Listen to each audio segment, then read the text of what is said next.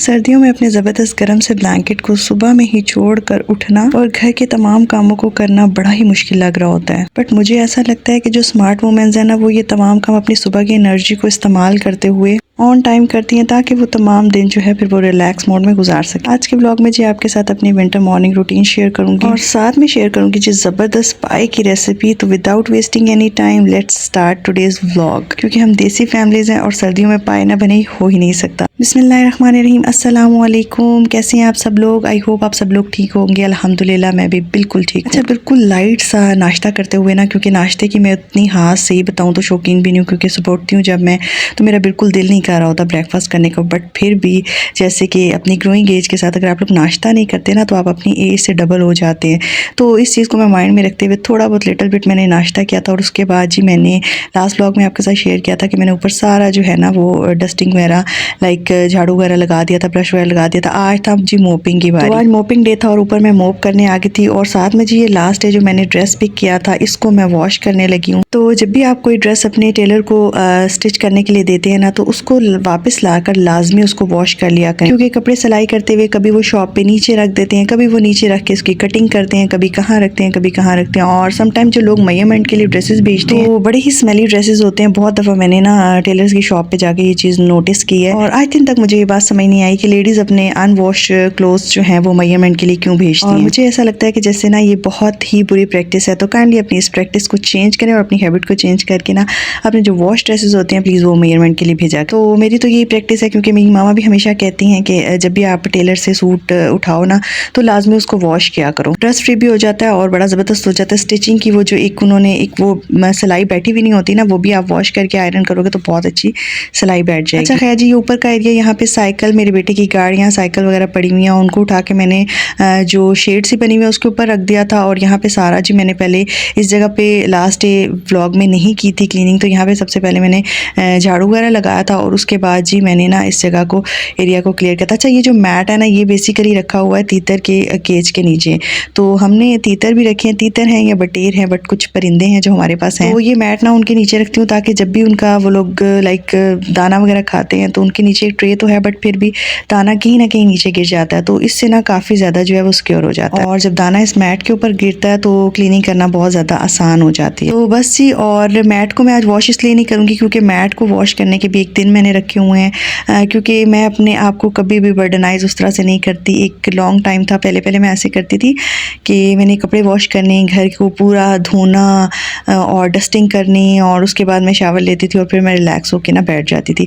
तो उससे फिर मैंने नोट डाउन किया कि मेरी बॉडी जो है ना वो बहुत ज़्यादा फटीग हो जाती थी। तो क्या फ़ायदा कि मैं एक दिन इतना शदीद काम कर लूँ कि अगले 2-3 दिन तो मैं उठने के काबिल नहीं रह रहा हूँ। तो बस ये आज अपनी मॉर्निंग की उसको यूटिलाइज़ करते हुए कल जहाँ पे मैंने काम एंड अप किया था वहीं से मैं आज काम जल्दी से अपना स्टार्ट कर लेती हूँ। और जब मैं मॉर्निंग में अपने तमाम काम कर लेती हूँ ना, तो बस शाम की मेरी रूटीन जो है ना वो काफ़ी अच्छी हो जाती है। अगर मुझे कुछ खाना पीना हो तो वो भी मैं रिलैक्स होकर ना खा पी लेती हूँ, क्योंकि गर्मियों में तो ऐसा होता है कि आपका खाने पीने का कुछ उस तरह से दिल नहीं कर रहा होता ना, लेकिन सर्दियों में जैसे मौसम ठंडा होता है ना, तो आपका डिफरेंट डिशेज़ और डिफरेंट जो चीज़ें होती है ना खाने का दिल करता है। आज आपके साथ शेयर करूँगी पाए की रेसिपी। तो मामा यहाँ पे छोटे पाए लेके आई थी और उनको घर पे ही क्लीन किया था। और पाए क्लीन करने में बहुत मेहनत लगती है, लेकिन बड़े ज़बरदस्त क्लीन होते हैं घर पे। यानी कि 4 पाए हैं और पाए जी घर पे साफ़ हुए हैं। सबसे पहले तो जी ऑयल हमने डाला और उसके बाद यहाँ पे जी डालेंगे प्याज। और ज़रूरी नहीं है कि सुबह आप पतीले में रखें, ये इतनी क्विक बन जाती है ना रेसिपी जिसका आप समझ लें अंदाज़ा ही नहीं है। तो इसको हम प्रेशर कुकर में बना रहे हैं। अच्छा जी, यहाँ पे अब मामा ने डाल दिया है लहसुन, और प्याज को ब्राउन नहीं होने देना, बल्कि वो थोड़ा सा पिंक ही होता है, तो उसमें आपने लहसुन ऐड करके ना भुनाई कर लेनी है। आप लोग अदरक भी डाल सकते हैं, लेकिन मैं अपने खानों में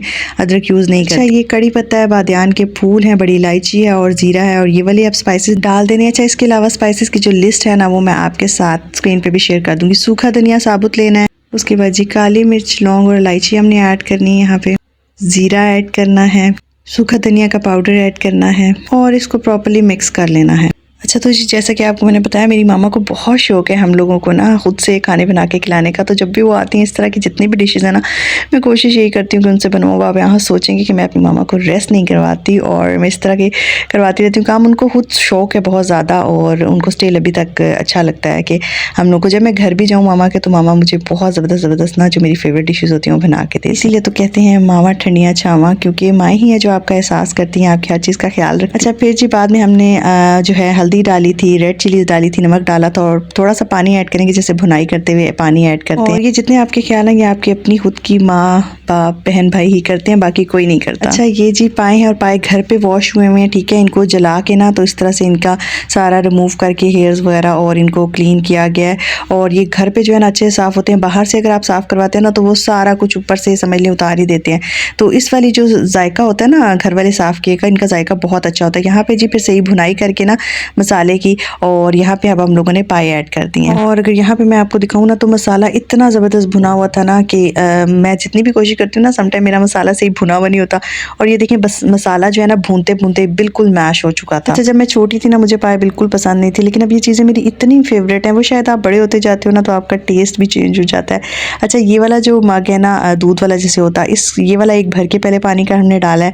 उसके थोड़ी देर के बाद इसको थोड़ा सा बॉयल आएगा तो हमने ऑलमोस्ट 3 से 4 जो है ना ये हमने ऐड किए थे।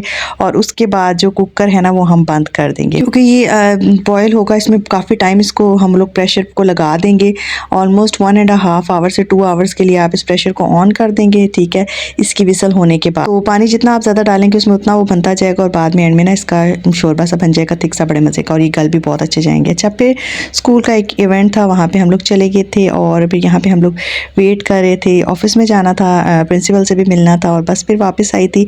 इतने बजे पाए तो घर तैयार हो रहे थे क्योंकि मामा घर पे थी। और ये मेरा इतना सिंपल ड्रेस था और मैंने इसको थोड़ा सा स्टाइल करवाया था और without any less, without anything, और मैं आपके साथ फिर शेयर करूँगी किसी ब्लॉग में। और ये इतना कूल लग रहा था कि समटाइम बिल्कुल सिंपल ड्रेसेस आप पहने ना तो बड़ा प्यारा लगता है, उसको स्टाइल करवाएं। तो लिटिल बिट सी ये ओपन शर्ट थी, किसी व्लॉग में आपके साथ इसकी डिज़ाइनिंग शेयर करूँगी। तो बस जी अब इसका हो गया था टाइम पूरा, हम वापस आए थे और मुझे इतनी शदीद भूख लग रही थी और आते हुए हमने ले लिए थे नान। मैंने और मामा ने नान के साथ इसको एंजॉय किया था, लेकिन घर वाले जो है ना हस्बैंड और मेरे फादर इन लॉ उन सब के लिए हमने रोटी बनाई थी क्योंकि वो लोग नहीं खाते। और हमारे घर में ना कभी भी ऐसे नहीं होता था कि गेस्ट आ जाएँ तो रोटी बाहर से लाएँ। मेरी मामा बड़ी ही ज़बरदस्त तरीके से हमेशा घर पे रोटी बनाती थी, लेकिन अब जो हम लोग ना काफ़ी शौक से समझ लें कभी कभी खाते होते थे तंदूर की रोटी, क्योंकि बेसिकली हम इसको ना अनहेल्दी समझते थे। और मामा ना हमेशा मेहनत से घर पे चीज़ें हमें तैयार करके देती थी। आजकल का टाइम ऐसा आ गया है कि हम तो कोई भी आ जाए तो बस कहते हैं तंदूर की रोटी हो जी। यही था मेरा आज का व्लॉग। आई होप आपको व्लॉग अच्छा लगा होगा। Subscribe my